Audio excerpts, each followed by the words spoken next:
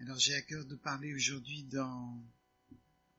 parcourir un peu le livre de Néhémie avec vous. Néhémie était un homme qui a été utilisé par Dieu pour reconstruire la muraille de Jérusalem. D'un autre côté, il y avait Esdras qui a été utilisé par Dieu pour reconstruire le temple qui avait été détruit, le temple de Salomon. Et dans Néhémie, on trouve que son cœur était brisé parce que la muraille de Jérusalem était détruite, parce que la muraille était associée à Jérusalem. Quand on parlait de la muraille, on parlait de Jérusalem et on parlait aussi du temple par conséquent. Et pour lui, le fait de savoir, alors qu'il était en déportation, de savoir que Jérusalem, la ville de Dieu, était détruite, c'était quelque chose d'insupportable. Et il a pleuré, il a souffert. Et ça doit être le cas dans nos vies, ça doit être le cas dans notre situation, que si le temple de Dieu, si la muraille de nos vies n'est pas en bon état, ça doit nous faire pleurer, ça doit nous faire rechercher à la construction ou la reconstruction. Et le Seigneur a permis que Néhémie puisse obtenir cette faveur de retourner à Jérusalem pour reconstruire la muraille. Et on se rend moins compte maintenant, dans les temps modernes, ce que représente une muraille. Mais les murailles autour des villes, ça protégeait la ville. C'est ça qui gardait de l'ennemi. L'ennemi avait beaucoup de difficultés à attaquer la ville s'il y avait une forte muraille. Et spirituellement, on a besoin d'être entouré par une muraille. Dans Zacharie, il est question d'une muraille de feu qui est autour de Jérusalem. C'est celle-là qui nous est destinée maintenant, muraille du feu du Saint-Esprit qui nous protège. Mais en tout cas, il faut une muraille. Les enfants qui sont élevés sans correction, sans enseignement, sans cadre, sont des enfants qui sont détruits parce qu'on laisse la muraille en mauvais état et ils n'ont pas de protection. Toutes les influences peuvent rentrer. Et quand on enseigne que on ne doit pas corriger les enfants, eh bien, on est en train d'enseigner quelque chose de criminel parce que ces enfants seront perturbés toute leur vie, à moins d'un miracle, s'ils n'ont pas de muraille. Si votre enfant veut traverser, la route alors qu'il y a des voitures, vous allez le saisir, n'est-ce pas? Et vous allez lui dire, non, tu peux pas faire ça. On va pas dire, mais il faut le laisser, il sait pas, lui, il faut lui laisser expérimenter. On va le saisir. Et quand on voit qu'il va vers quelque chose de mal, on doit le saisir aussi et lui dire non, tu ne peux pas faire ça. Et c'est ça qui constitue une force, une solidité qui lui permet d'affronter la vie. Mais en tout cas, spirituellement, il faut des murailles, il faut un cadre, il faut une protection. Et on voit que dès lors qu'il est question de reconstruction, il est question d'ennemis qui viennent. Et la stratégie de l'ennemi du temps de Néhémie et du temps d'Esdras, c'est la même stratégie utilisée aujourd'hui. Il n'y a pas d'évolution du tout. Il y a une évolution de l'endroit, le type de situation, mais les attaques de l'ennemi sont les mêmes. Et on va voir ça ensemble. Et ça commence dans le chapitre 3 de Néhémie. Alors Néhémie, vous aurez peut-être un peu de mal à trouver, mais c'est juste après Esdras. Alors comme disait quelqu'un, c'est entre la Genèse et les cartes. Mais pour être plus précis, c'est juste avant Esther. Et c'est avant Job. Donc vous prenez les psaumes, un livre avant les psaumes, c'est Job. Et ensuite Esther, si on recule en arrière, Esdras et Néhémie. Ça doit être ça. Je me suis peut-être trompé dans l'homme, mais vous trouvez par vous-même. Et au chapitre 3, il est dit, Eliashib, le souverain sacrificateur, se leva avec ses frères, les sacrificateurs, et ils bâtirent la porte des brebis. Ils la consacrèrent depuis la tour de Méal jusqu'à la tour de Hanané. Là, il n'est pas question d'ennemis pour l'instant, mais il y a quelque chose qui est troublant ici. On va le voir après. Et vous voyez quand même que il est en train de reconstruire la porte des brebis. Et la porte des brebis est mentionnée dans le Nouveau Testament. C'est là où se trouve cet homme dans Jean chapitre 5 qui est paralytique, n'est-ce pas, qui est à la piscine de Bethesda. La piscine de Bethesda se trouve à la porte des brebis. Et il est paralysé, il est allongé. C'est un paralytique. Il y a quelque chose ici on va voir est troublé, comme j'ai dit, quelque chose qui va créer une paralysie. On va le voir plus tard, parce que ça n'apparaît pas directement ici. Mais je suis frappé de voir que c'est là la première chose qui a été réparée. C'est la porte des brebis. Et le Seigneur veut réparer ce qui est paralytique.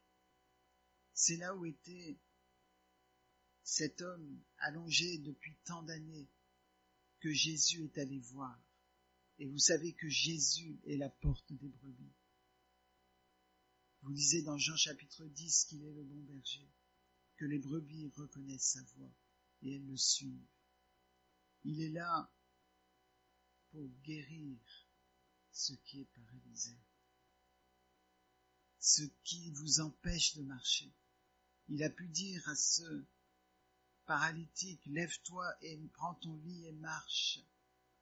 Et il y avait quelque chose dans cet homme qui savait que si Jésus disait ça, alors il pouvait se lever. Et il s'est levé, il a pris son lit et il a marché. C'était un jour de sabbat. Un jour de sabbat aussi, un homme paralysé ou estropié, dans le début des actes chapitre 3, était placé à la porte dite la belle porte du temple, tout près de la porte des brebis. Et là aussi, cet homme était placé là. Et vous savez que Pierre et Jean allaient au temple, encore une fois, le jour du sabbat. Et on amenait cet homme tous les jours pour qu'il puisse demander l'aumône. Donc le jour du sabbat, c'était le jour où il travaillait le plus, parce que c'était le jour où c'était plus rentable. Mais on le déposait là. Et Pierre et Jean vont dans le temple et ils s'arrêtent pour le regarder, pour le fixer. Cet homme avait besoin qu'on ne soit pas indifférent à son égard. Il avait besoin que quelque chose se passe. Et Pierre, bien sûr c'est Pierre qui parle en premier, mais c'était le Pierre nouveau, parce que c'est Actes chapitre 3 et Actes chapitre 2, c'est la venue du Saint-Esprit. Et donc Pierre lui dit, regarde-nous. Il a dit, je n'ai ni argent ni or, mais ce que j'ai, je te le donne.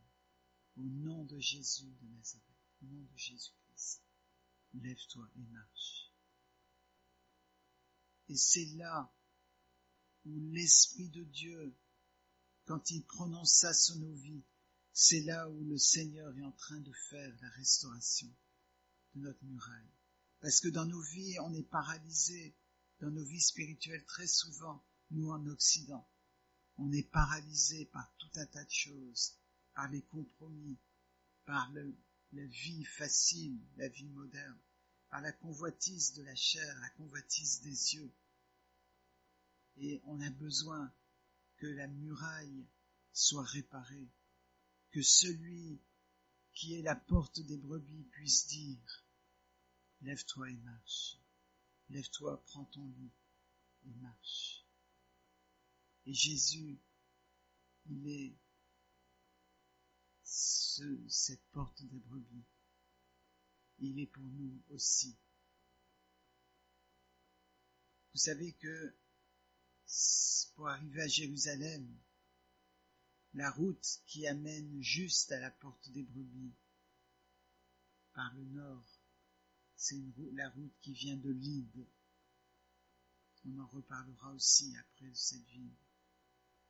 Et à Lyde, quand Paul s'est trouvé dans cette ville, il y avait un homme qui s'appelait Énée, qui était paralysé de naissance ou estropié de naissance. Et là aussi, il a été guéri. Et cette route entre Lyde et Jérusalem passe par la porte des brebis. Donc c'est merveilleux de savoir que le Seigneur répare. Le Seigneur répare ce qui ne va pas, afin qu'on puisse marcher. Il répare la muraille là où il y a des brèches, là où il y a des entrées de l'ennemi, là où il y a quelque chose qui nous rend paralysés. Il restaure. Ce Eliashib, son nom veut dire Dieu restaure. Très beau nom, mais il y a un problème avec cet homme. Et c'est pour ça qu'il faut que ce soit Jésus qui restaure et que ce ne soit pas un homme, un dirigeant qui avait une place importante. C'est un souverain sacrificateur. Si c'est l'Église, si c'est les anciens ou un pasteur, quelqu'un qui répare votre vie, ça peut paraître très beau en disant c'est un grand pasteur. Vous pouvez aller dans certaines églises où il y a des professionnels de la guérison, des gens dont on dit que s'ils imposent les mains, vous serez guéris. S'ils imposent les mains, vous serez bénis. Et ça paraît merveilleux, n'est-ce pas? Les gens reviennent en disant « J'ai reçu une bénédiction extraordinaire ». Mais ce n'était pas Jésus. Et là, on voit que tout paraît merveilleux. Avec Eliashib, il y a un gros problème qui se passe justement dans la reconstruction de la porte des brebis. L'ennemi s'infiltrait dans cette situation, mais on va voir que l'ennemi aussi apparaît à plusieurs endroits. Et au chapitre 4, lorsque Sanballat apprit que nous rebâtissions la muraille, il fut en colère et très irrité, et il se moqua des Juifs. Donc la première attaque visible, c'est de créer la colère de l'ennemi et la moquerie. Et vous savez que la moquerie, c'est souvent utilisé quand on n'a pas d'argument pour dénigrer ou pour détruire ce que quelqu'un propose, on se moque. Et c'est ce qui est souvent le cas, n'est-ce pas, dans la persécution. on se moque. Et en France, on se moque. On dit que c'est de l'obscurantisme. Les médias s'empressent à présenter les choses de la vie chrétienne comme étant de l'obscurantisme, de sorte à ce que les gens qui écoutent disent « Oh, c'est ridicule ». Il y a des gens qui croient ça encore aujourd'hui. Oui, il y a des gens qui croient encore qu'il y a un Dieu créateur. Et on devrait se poser la question de dire comment ça se fait qu'au XXIe siècle, il y a des gens qui croient que la matière peut apparaître du néant. Mais l'arme de l'ennemi, c'est se moquer.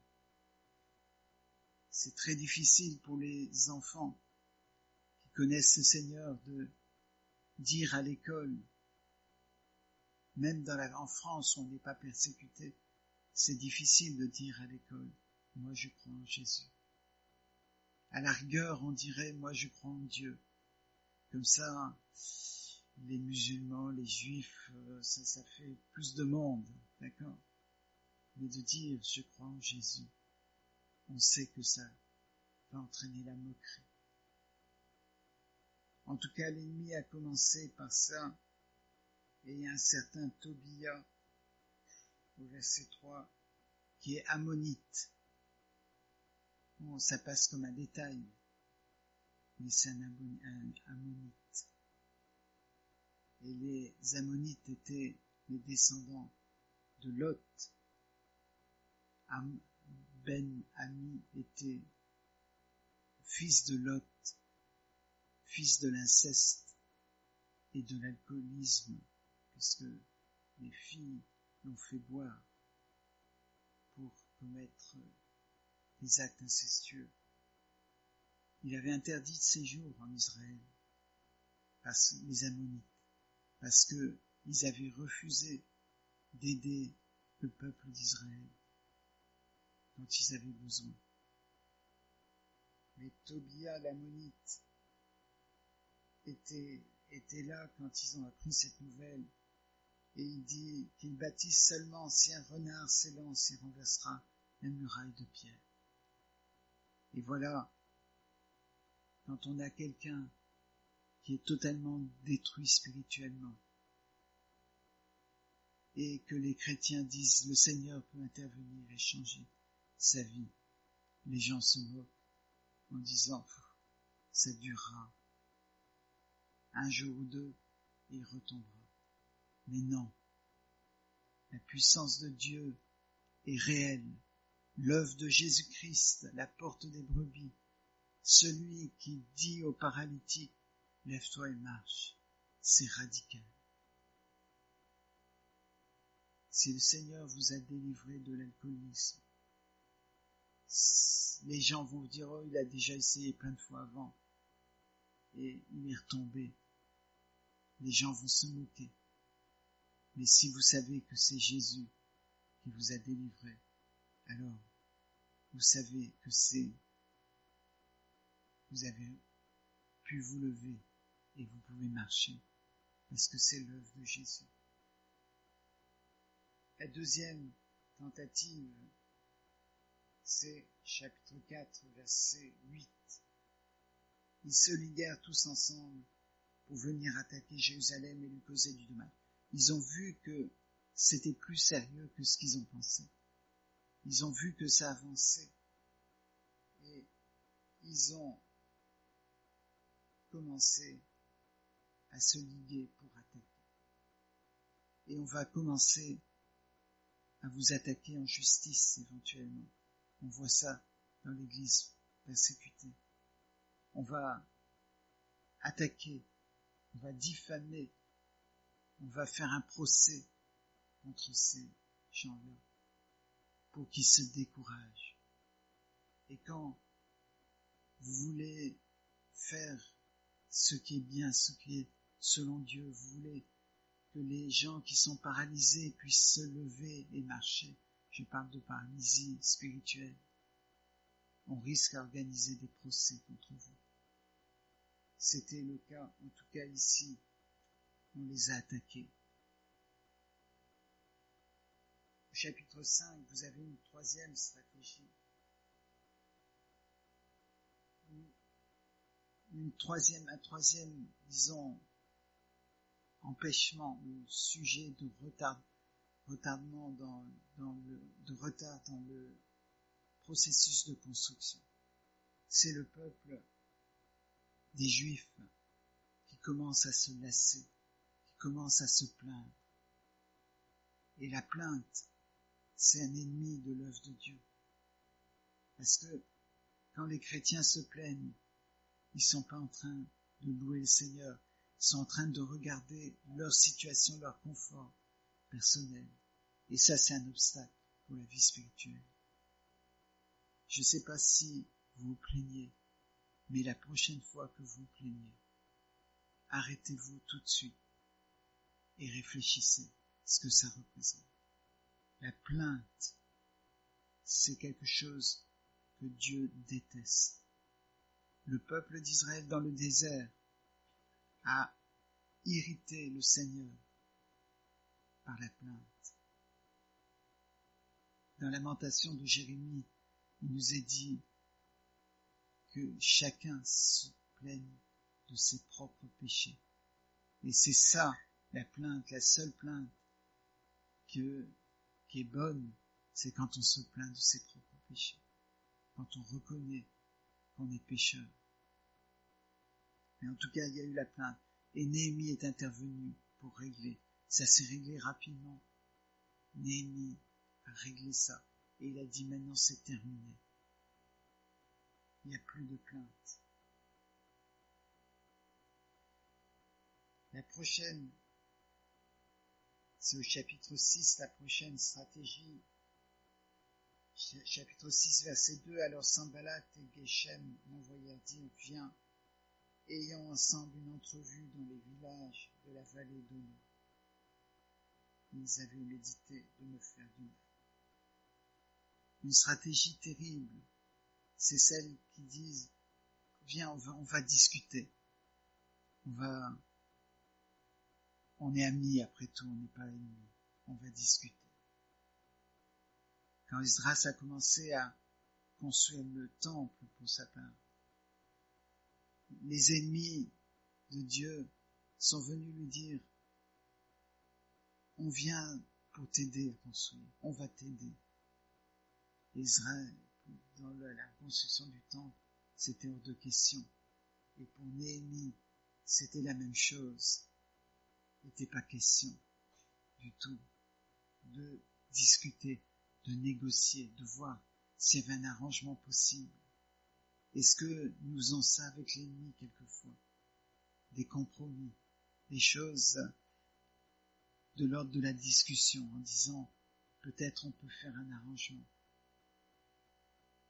En tout cas, c'était pas le cas pour Néhémie. Et ce qui est frappant, c'est que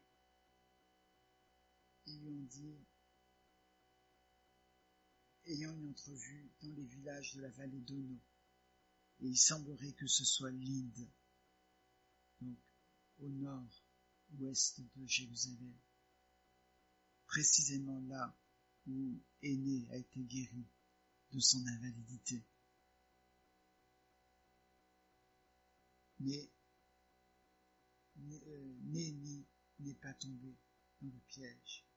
Et quand le mal essaie de négocier, essaie de se mêler, vous savez, il y a eu ce courant que j'ai connu ça beaucoup dans les années 80, où ça s'est développé abondamment, courant œcuménique, où il fallait absolument qu'il y ait une sorte de dialogue entre les religions.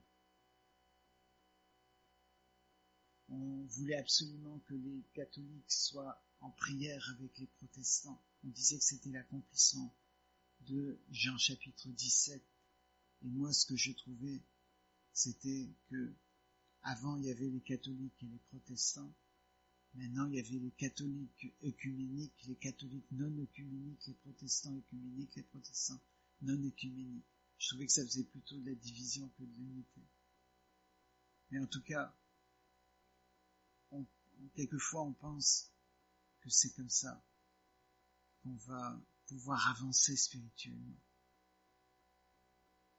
Mais Néhémie ne voulait que des gens qui étaient là pour construire la muraille.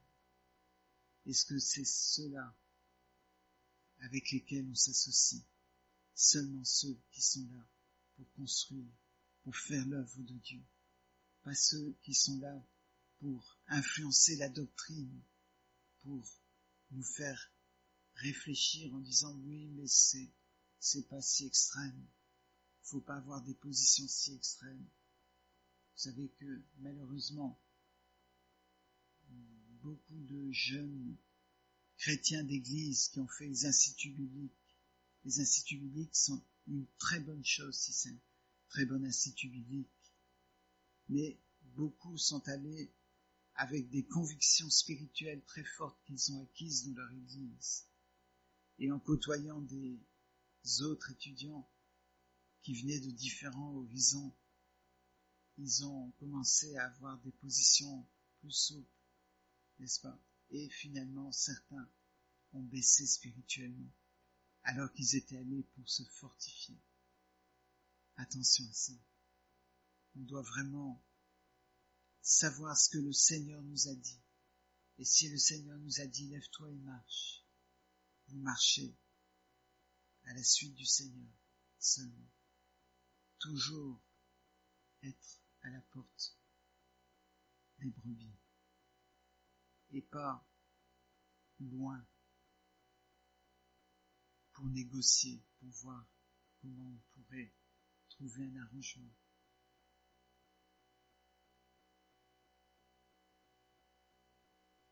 La cinquième attaque ou stratégie, c'est au verset 6 du chapitre 6.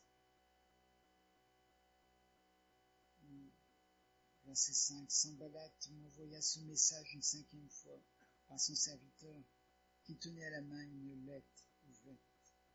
Il était écrit « Le bruit se répand parmi les nations », etc.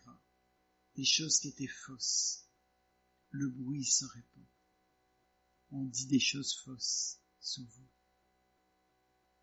On calomnie, on vous diffame. On répand des rumeurs. Et c'est une stratégie de l'ennemi actuellement, qui est très difficile à supporter. C'est très difficile de savoir qu'on dit des choses fausses sur vous. On a envie de se défendre. On a envie de dire, c'est pas la vérité. Et vous savez que Jésus, on a dit des choses fausses sur vous. Il avait le pouvoir à tout moment de anéantir ceux qui, mais il a prié, Père, pardonne-leur, car ils ne savent ce qu'ils font. Il aime ceux qui les calomnient. Il aime ceux qui sont à l'origine de la médisance, de toutes ces choses, ces rumeurs qui sont répandues. Il les aime. Et nous aussi, on doit les aimer, mais on ne doit pas être impressionné. C'est normal qu'on dise du mal de nous. C'est normal qu'on répande des choses fausses. Et quelquefois, dans les milieux évangéliques, on veut défendre le point de vue, mais Jésus souvent s'est tu. Et il n'a pas cherché à se justifier, il n'a pas essayé de corriger. Mais on voit que ça devient de plus en plus subtil. Au début, c'était la moquerie. Au début, c'était la colère.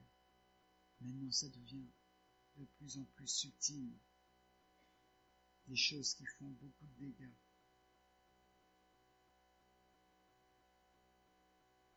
Au verset, toujours dans le chapitre 6, fin du verset 7, viens donc et consultons-nous ensemble. Je fis répondre à Sanballat, ce que tu dis, donc c'est là avec les calomnies, n'est pas vrai, c'est toi qui l'inventes. Tous ces gens voulaient nous effrayer, et ils se disaient, ils perdront courage, et l'œuvre ne se fera pas. Un peu plus bas, et ça guette tous les chrétiens. Au verset 10, je me rendis chez Shemaja, fils de Delaya, fils de Métavéel. Il s'était enfermé et dit, allons ensemble dans la maison de Dieu au milieu du temple, et fermons les portes du temple, car ils viennent pour te tuer, et c'est pendant la nuit qu'ils viendront pour te tuer. Il se présente comme un grand défenseur de Néhémie. Il veut protéger Néhémie, et lui dit, on va aller dans le temple, on va fermer les portes. Il savait très bien que si Néhémie faisait ça, il faisait une faute grave dans la loi juive, parce qu'il n'était pas sacrificateur, il n'avait pas le droit d'aller dans certaines parties du temple. Et donc, on voulait créer la faute. Et ça guette les chrétiens. Quand un chrétien marche avec Dieu, il y a des gens qui essayent de le faire tomber dans le péché. C'est très classique. Pour que tout le témoignage, toute l'œuvre de Dieu dans sa vie soit gâchée. Pour que l'Église soit secouée. Et combien de gens se réjouissent quand un chrétien tombe. C'est pour ça qu'on a besoin de la grâce de Dieu.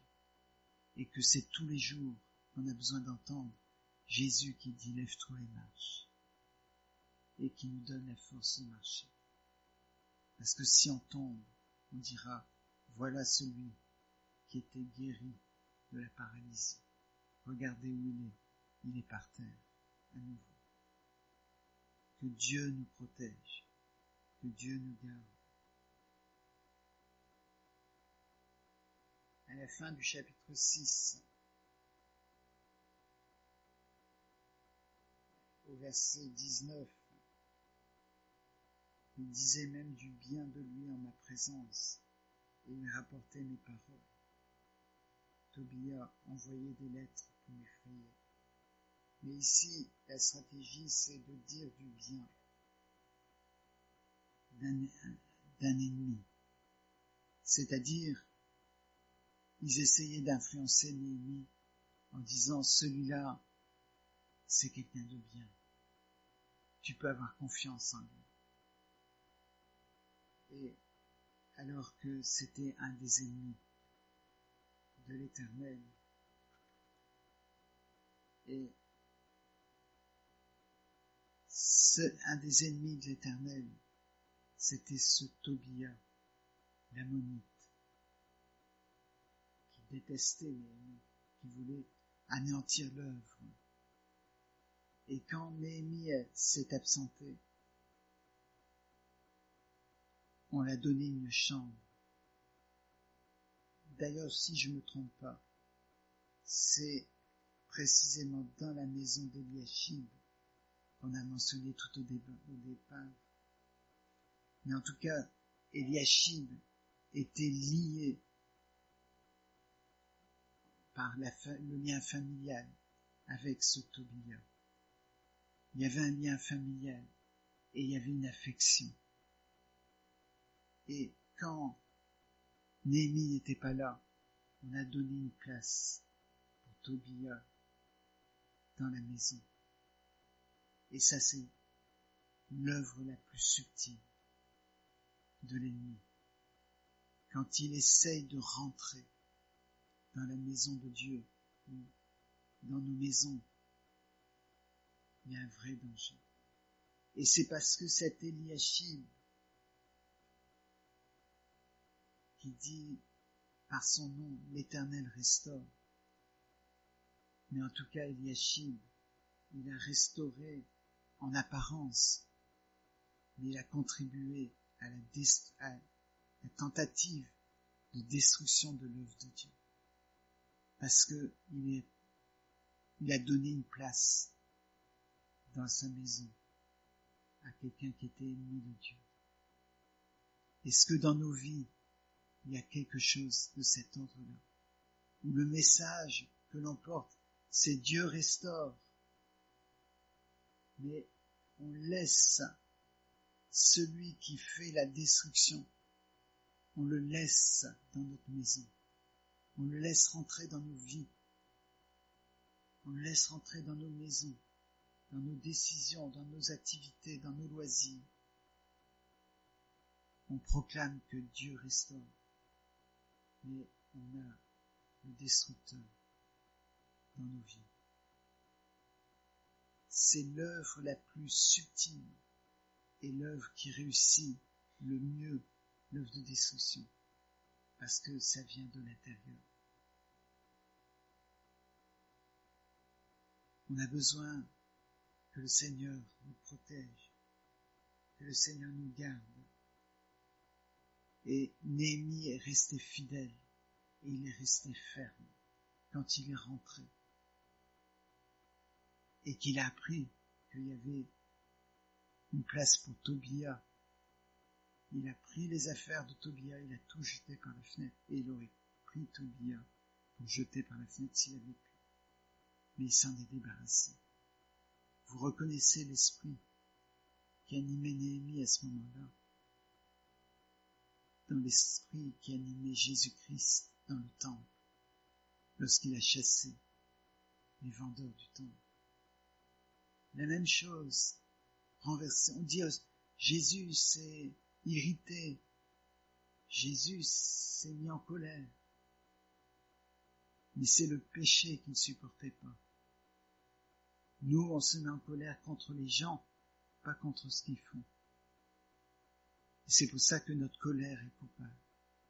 Dieu ne se met pas en colère sur les gens. Jésus ne se mettait pas en colère sur les gens. Il se mettait en colère sur ce qu'il faisait. Et la dissociation entre ce qu'on est et ce qu'on fait, chez le Seigneur Jésus, elle est très claire. Nous, on fait une fusion, une confusion. On se met en colère contre les gens. Mais le Seigneur Jésus, en tout cas, a chassé les vendeurs du temple, exactement comme Néhémie a chassé ce qui était rentré. Parce que si on laisse rentrer le péché, si on laisse rentrer le destructeur, on sera paralytique. Il y a quelque chose qui va dysfonctionner dans notre marche avec Dieu. Et finalement, on sera allongé par terre, dans l'incapacité de marcher. Alors, est-ce que notre cœur ce matin, notre attitude, notre décision, c'est de dire, Seigneur, je veux marcher avec toi. Je veux entendre ta voix qui me dit, lève-toi et marche. Je veux marcher et je veux garder tes commandements. Je veux obéir, quoi que l'ennemi essaie de faire contre moi. Je veux avancer. Si c'est le cas, Dieu vous entend et Dieu va vous utiliser pour la construction de l'Église avec un grand E, mais aussi de l'Église locale. Parce que si vous êtes de l'Église universelle, vous êtes de l'Église locale. Que Dieu nous aide et nous garde. On va prier si vous voulez. Seigneur, merci pour l'œuvre de Dieu dans la vie de Néhémie. Seigneur, tu es merveilleux, parce que c'est toi qui es venu à la porte des brebis, pour que ceux qui entendent ta voix puissent te suivre. Seigneur, pour que les paralytiques, les gens estropiés qui ont du mal à marcher, puissent marcher. Et Seigneur, c'est toi qui donnes la force. Et on sait que l'ennemi est là, que l'ennemi veut nous détruire, que l'ennemi veut nous faire tomber, que l'ennemi veut annuler l'œuvre de Dieu. Et Seigneur, tu nous protèges. Donne-nous une vigilance. On dit que Néhémie, quand il a vu qu'il était attaqué de toutes parts, il a armé c'est les hommes qui travaillaient avec lui. En même temps qu'ils travaillaient, ils étaient armés. Et Seigneur, tu nous donnes les armes de l'Esprit pour nous protéger, pour nous défendre, pour avancer spirituellement.